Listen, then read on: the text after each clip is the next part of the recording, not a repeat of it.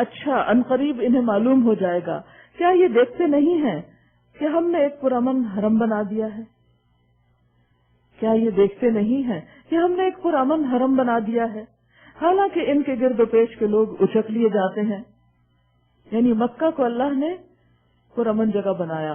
آپ نے دیکھا ہوگا کہ جتنے بھی ظالم، چور، ڈاکو، سرکش انسان ہیں وہاں جا کر سارے ہی ہمبل ہو جاتے، کسی کی جرت نہیں ہوتی. لاکھوں کا اتنا مجمع، یعنی عقل حیران ہو جاتی ہے کہ سارے لوگ بغیر کسی پریکٹس کے آتے ہیں کہ کس طرح تھوڑے سے وقت میں نماز کے لیے صفیں بنا لینی اور کس طرح پھر ساروں نے عبادت کرنی، کس طرح ڈسپرس ہو جانا. یعنی کبھی آپ اس کے اوپر جائزہ تو لیں کہ اتنا کراؤڈ کتنے سارے دروازوں سے اندر داخل ہوتا ہے اور اس کے اندر جمع ہو جاتا ہے. یعنی ایک صحن ہی تو ہوتا ہی ہے، پھر اس کے آس پاس مسجد کا کچھ حصہ، ہزاروں نہیں لاکھوں میں لوگ وہاں جمع ہوتے ہیں. لیکن کوئی ایسے قابل ذکر ایکسیڈنٹ یا حادثہ یا کوئی پرابلم یا پریشانی کچھ بھی نہیں ہوتی. سب بے فکر ہو کے اپنی اپنی عبادت کر رہے ہوتے ہیں. یہ اللہ کی نشانیوں میں سے ایک نشانی ہے زمین پر، جس کا انسان کو ایکسپیرینس کرنا چاہیے. پچھلے دنوں میں تھراپی کے لیے کہیں گئی تھی تو جو خاتون کر رہی تھی تو انہوں نے ان سے بات چیت ہونے لگی، رمضان ہے، رمضان سے قرآن، قرآن سے حرم. تو پوچھنے لگی کہ اتنے سارے لوگ اندر کیسے جاتے ہیں. تو میں نے اس کو بتایا کہ اس طرح ہر طرف سے دروازے ہیں، لیکن یہ بھی ایک حیران کن چیز ہے نا کہ جتنے مرضی دروازے ہوں، جا رہے ہیں اور ہر ایک بھاگا جا رہے ہیں کہ مجھے اچھی جگہ مل جائے. کسی کو یہ ڈر نہیں ہوتا کہ اندر گیا پتہ نہیں کچھ ہو جائے گا تو میرا کیا بنے گا. کچھ بھی نہیں ہوتا. یہ قدرت کی نشانی میں سے ایک نشانی ہے. کیا پھر بھی یہ لوگ باطل کو مانتے ہیں؟ یہ نشانیاں دیکھ کر بھی اللہ کو نہیں مانتے، باطل کو مانتے اور اللہ کی نعمت کا کفران کرتے ہیں. اس شخص سے بڑا ظالم کون ہوگا جو اللہ پر جھوٹ باندھے یا حق کو جھٹلائے جبکہ وہ اس کے سامنے آ چکا ہو. کیا ایسے کافروں کا ٹھکانہ جہنم ہی نہیں؟ والذین جاہدوا فینا لنہدینہم سبلنا وان اللہ لمع المحسنین. والذین جاہدوا فینا لنہدینہم سبلنا. جو لوگ ہماری خاطر مجاہدہ کریں، سخت مشقت کریں، ہماری خاطر محنت کریں، انہیں ہم اپنے راستے دکھائیں گے، ان کو ہم ہدایت دیں گے، ان کو روشنی دیں گے، ان کے لیے راستے کھول دیں گے. کیونکہ دین کا راستہ، جنت کا راستہ مشکلات کا راستہ ہے. اس راستے پہ وہی چلتا ہے جو مشکلات برداشت کرنے کے لیے تیار ہو. آپ دیکھیے کہ مثلاً سارا ویک آپ کام کرتے ہیں، آپ تھک جاتے ہیں، پھر ویکنڈ آتا ہے، آپ کو کیا دل چاہتا ہے؟ آرام کریں، نیند پوری کریں، ریلیکس ہوں، انجوائے کریں، دھوپ میں بیٹھیں، لوگوں سے ملیں، کچھ فن ہو لائف میں. پھر آپ کیا کرتے ہیں؟ پھر آپ سویرے سویرے اٹھ کے ٹیسٹ پڑھ کے یہاں پہنچ جاتے ہیں. کیوں آتے ہیں؟ کیا کرنے؟ کس کے لیے؟ اللہ کے لیے. والذین جاہدوا فینا. یہ ساری آپ کی جد و جہد اور سخت مشقت اللہ کے راستے میں ہے. دور دور کے فاصلے طے کر کے پہنچتے ہیں. تو ایسے لوگوں سے اللہ کا وعدہ ہے کہ وہ ان کو اپنا راستہ دکھا دے گا، صحیح اور غلط کی فرق اور پہچان بتا دے گا، اور ان کے لیے خیر و برکت اور بھلائی کے دروازے کھول دے گا. کیونکہ یہاں پر والذین جاہدوا، اور جاہد ایک ہوتا ہے جہد اور ایک ہوتا ہے جہاد. ایک ہوتا ہے جاہدہ، تو اس میں کیا ہے؟ سخت کوشش، سخت مشقت. وہ لوگ جو ہمارے راستے میں سخت کوشش کرتے ہیں. اس میں آپ دیکھیں مثلاً آپ رات کو تراویح کے لیے آتے ہیں تو آسانی سے آتے ہیں. روزہ کھولنے کے بعد کیا دل چاہتا ہے؟ آرام سے کچھ کھائیں، آرام سے پیئیں، تھوڑی دیر آرام کر لیں. لیکن آپ کو کیا ہوتی؟ ہر تھوڑی دیر میں گھڑی دیکھ رہے تھے، دیر نہ ہو جائے، جماعت نہ مس ہو جائے، مسجد جانا ہے، مسجد جانا ہے. سب تو ایسا نہیں کرتے، کچھ ہی کو توفیق ہوتی. لیکن وہی کر سکتے ہیں جو سخت مشقت کرتے ہیں، جو اپنے سارے کام جلدی جلدی سے ختم کرتے ہیں تاکہ مسجد جا سکیں. کہیں کسی کام میں بھی کمی ہوئی تو اگلے دن کو جانے بھی نہیں دے گا. تو یہ محنتیں جو آپ اللہ کی خاطر کرتے ہیں، یہ اللہ کو بہت پیاری ہیں. اور ان پر اللہ کا وعدہ ہے وَإِنَّ اللَّهَ لَمَعَ الْمُحْسِنِينَ، محسنین کے ساتھ ہے اللہ، یقیناً ساتھ ہے، ایسے لوگوں کی مدد کرے گا اللہ، ان کو راستہ بھی دکھائے گا اور ان کی مدد بھی فرمائے گا۔ ایسے ہی لوگ نیکوکار ہیں۔ یعنی محسن بننے کے لیے کیا چاہیے ہوتا ہے؟ سخت محنت، کوشش، دوڑ دھوپ، اور کسی بھی وجہ سے کچھ بھی کسی طرح کے بھی حالات ہو انسان نیکی کے کام میں پیچھے نہ رہے،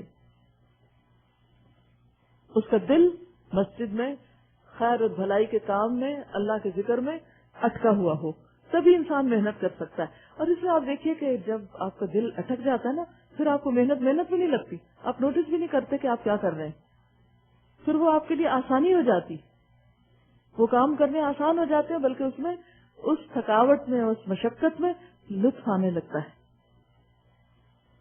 اور اس میں آپ دیکھیے کہ یہ عمر کی بھی کوئی اس میں قید نہیں ہوتی۔ بعض بزرگوں کو، بوڑھوں کو، جو انتہائی کمزور ہوتے ہیں، جن کے لیے کھڑا ہونا بھی مشکل ہوتا ہے، وہ پوری تراویحوں میں کھڑے ہوئے رہتے ہیں کہ آپ کو ان کو دیکھ کر رحم آ جائے، لیکن وہ کیوں کھڑے رہتے ہیں ساری تکلیف کے باوجود؟ کیا چاہتے ہیں وہ اس سے؟ اللہ کی محبت، اور اللہ تعالیٰ ان کو توفیق دیتا ہے۔ اور بہت سے ینگسٹر جن کے پاس ساری طاقت اور قوت ہوتی ہے، ان کا دل نہیں لگتا، وہ مسجد آ کے بھی ادھر ادھر گھوم پھر رہے ہوتے ہیں۔ فرق کس چیز کا ہے؟ کس چیز کا فرق ہے کہ ایک 70 سال کا شخص تو تراویح کے لیے کھڑا ہے قیام میں، اور ایک 16 سال کا لیٹا ہوا ہے کہ میں تھک گیا ہوں؟ ابھی وہ ایمان دل میں نہیں اترا نا۔ جس دن اللہ کی محبت دل میں اتر گئی، اس دن نہ یہ قیام مشکل لگیں گے اور نہ یہ بھاگ دوڑ مشکل لگے گی۔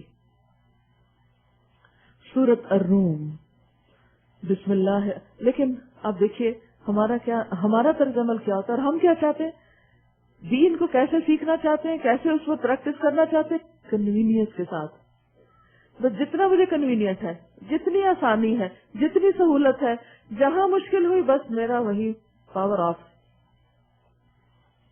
لیکن اللہ کو پانے کے لیے مشقت اور محنت چاہیے ہوتی ہے، اس کے لیے دوڑنا شرط ہے، جیسے دنیا کے لیے دوڑتے ہیں بلکہ اس سے بھی زیادہ۔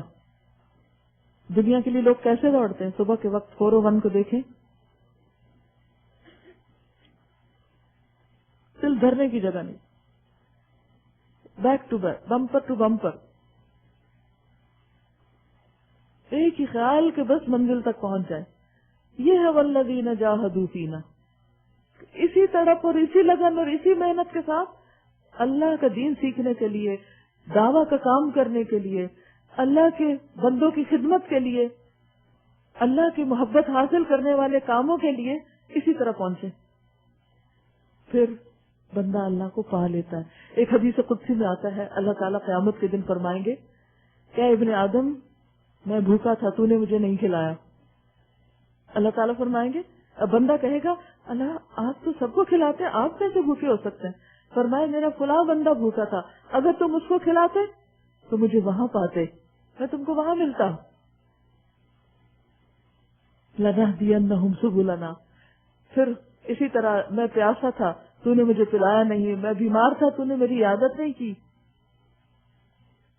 تو بندہ کہے گا کہ اللہ تو خود سب کو شفا دیتا ہے، ہاں میرا فلاں بندہ بیمار تھا، اگر تم اس کی خبر گیری کرتے تو مجھے وہاں پاتے، میں تم کو وہاں ملتا۔ کوئی بھی نیکی کا کام کرنا ہو، کوئی بھی خیر و بھلائی کا، اس کے لیے آپ کو محنت کرنی پڑے گی، کوشش کرنی پڑے گی۔ اور پھر آپ دیکھیے کہ اگر کبھی ہم خود نہ بھی کر رہے ہیں، کوئی بھی پکڑ کے ہمیں کروانا چاہے تو ہم اس پر بھی بگڑنے لگتے ہیں، اتنا مشکل کورس اور اتنا پڑھائی اور اتنی اسائنمنٹس اور ایسا اور ویسا۔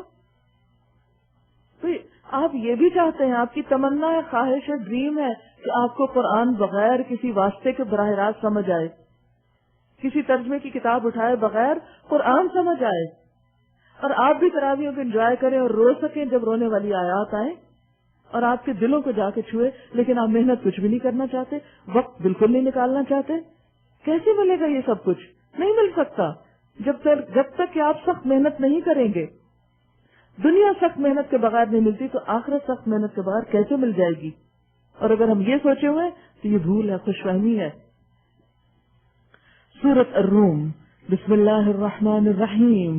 الف لام میم. غلبت الروم في أدنى الأرض وهم من بعد غلبهم سيغلبون في بضع سنين لله الأمر من قبل ومن بعد ويومئذ يفرح المؤمنون. نبی صلی اللہ علیہ وسلم کی جب آپ نے نبوت کا دعویٰ کیا تو اس وقت دنیا میں دو بڑی سپر پاور تھی، ایک طرف روم اور دوسری طرف ایران. ان کی قدیم زمانے سے چپکلش چلی آ رہی تھی، کب اور آپس میں لڑائیاں بھی ہوتی، کبھی ایک غالب آ جاتا کبھی دوسرا. رومی جو تھے یہ عیسائی تھے اور ایرانی جو تھے وہ آتش پرست تھے، یعنی مشرک تھے.